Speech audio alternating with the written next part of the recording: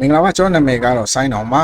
ကျွန်တော်တို့အခုအပြောင်းရွှေ့သတင်းတွေပေါ့နော်အလှုပ်ခတ်ဆုံးကသမားကတော့ဆန်ရိုတိုနာလီလိုပဲပြောရမှာပေါ့နော်ကျွန်တော်ဆန်ရိုတိုနာလီကိုစိတ်ဝင်စားတဲ့တဲမှာလက်ရှိ Manchester United အသင်းလည်းပါတယ် Manchester United အသင်းက Casemiro ထွက်ခွာသွားတဲ့အချိန်မှာတိုနာလီကို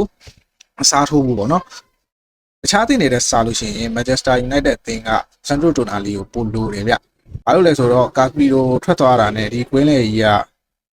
စဉ်းစားလို့မရဘူးပေါ့နော်ကွင်းလေကတော်တော်ဆိုးသွားနိုင်တယ်။ Casemiro ရဲ့နေရာကတေချာပေါက်ခေါ်မှရမယ်။ Casemiro ကလည်းပြောင်းမှုကတေချာသွားပြီပေါ့နော်။တေချာသွားပြီဆိုတော့ Manchester United အသင်းကတာဝန်ရှိသူတွေကိုယ်တိုင်ကလည်း Casemiro ကိုစာချုပ်ပေါ့နော်ရေလိုစာချုပ်တစ်နှစ်လောက်ဖြစ်ထက်ချုပ်ဖို့ကြိုးစားတာမျိုးသတင်းပါညာလည်းမကြားရဘူးပေါ့နော်။အမှန်ဆိုရင်တော့Casemiro အတွက်အဲ့လိုမျိုးရေလိုစာချုပ်လေးတစ်ခုလောက်လုပ်ပြီးတော့အသင်းမှာဆွဲခေါ်ထားတယ်လို့ထင်တယ်။ဘာလို့လဲဆိုတော့ Manchester United အသင်းဒီခုမှအသင်းရဲ့ဖောင်ကပြန်ပြီးတော့ပုံစံကျလာတော့ရှိတယ်အဲ့ချိန်မှာကစားသမားတစ်ယောက်ထွက်ခွာသွားတာကတော်တော်လေးကိုအဆင်မပြေဘဲနဲ့အသင်းရဲ့ရလပိုင်းဆိုးဝါးသွားတာမျိုးတွေဖြစ်နိုင်တယ်ကစားသမားတစ်ပြည့်တဲ့ကစားသမားတစ်ခေါ်တာတော့ဟုတ်တယ်ဒါပေမဲ့ခေါ်လိုက်တဲ့ကစားသမားကချက်ချင်းအထိုင်မကျတာမျိုးတွေဖြစ်လို့ရှိရင်အသင်းကချက်ချင်းတိုင်ပတ်သွားနိုင်တယ်ပေါ့နော်အခုကျွန်တော်တို့ရှီယမထွက်မှာဆိုရင်အခုဒီယာဒီတိုင်ပတ်နေတဲ့အဓိကပြဿနာကအဲ့ဒါပဲရှီယမထွက်လို့အသင်းဒီမိုဒရစ်လိုကစားသမားကို39နှစ်ထိအသင်းမှာခေါ်ထားခဲ့တယ်ပေါ့နော်။ဘာလို့လဲဆိုတော့ရဲမထွေးရဲ့ policy မှာများတော့အပြင်ကြည့်လိုက်အသက်အဲ့လောက်တက်ကြီးတဲ့ကစားသမားကိုပေါ့နော်စာချုပ်ချုပ်ထားတယ်ဆိုတော့ရှားတယ်။ဒါပေမဲ့လည်း PS ဒီတိတယ်သူ့အသင်းမှာကွင်းလေကစားသမားကောင်းကောင်းမရှိဘူး။မရှိတဲ့အတွက်မိုးရစ်ကိုစာချုပ်တက်တန်းတိုးထားတာပေါ့နော်ဒီရာဒီမှာပဲထွက်သွားတာ။အခုရဲမထွေးမှာဆိုလို့ရှိရင်ချူအာမန်ဒီကာဘာမင်က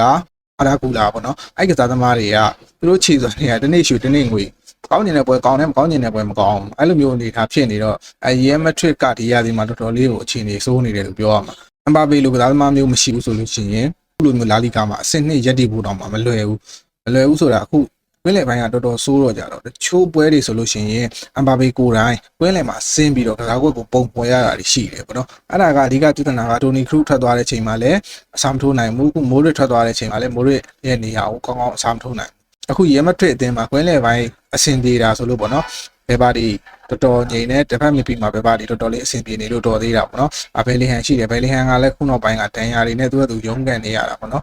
ဒါပေမဲ့လည်းဘယ်လီဟန်ကောင်းနေတယ်ဆိုတော့ဘယ်လီဟန်ဒီနံပါတ်10ကစားသမားအဆင့်မဟုတ်ဘယ်လီဟန်ကရောက်စားတော့ကတော့ဂိုးတွေသွင်းပြီးတော့ကောင်းခဲ့တာဟုတ်တယ်ဒါပေမဲ့သူ့ရဲ့ကစားပုံဒီတစ်ဖက်မြပီဆန်တယ်ပေါ့နော်အဲ့တော့ဘယ်လီဟန်ကလည်းကွင်းလယ်ပိုင်းကောင်းဖြည့်စည်းပေးနိုင် Manchester United အသင်းအနေနဲ့လည်းအခုမှန်နေတဲ့ ဖောင်တစ်ခုကိုမပြတ်စည်းသွားခြင်းမှုဆိုလို့ရှိရင်ကျွန်တော်ကာစမီလိုကိုကာလာဒိုစာချုပ်ချုပ်တာမျိုးလုပ်ထားတဲ့နဲ့ကွင်းလယ်ကစားသမားတစ်ယောက်ကတော့ကြာပေါက်ခေါ်ရမှာပဲပေါ့နော်အခုလောလောဆယ်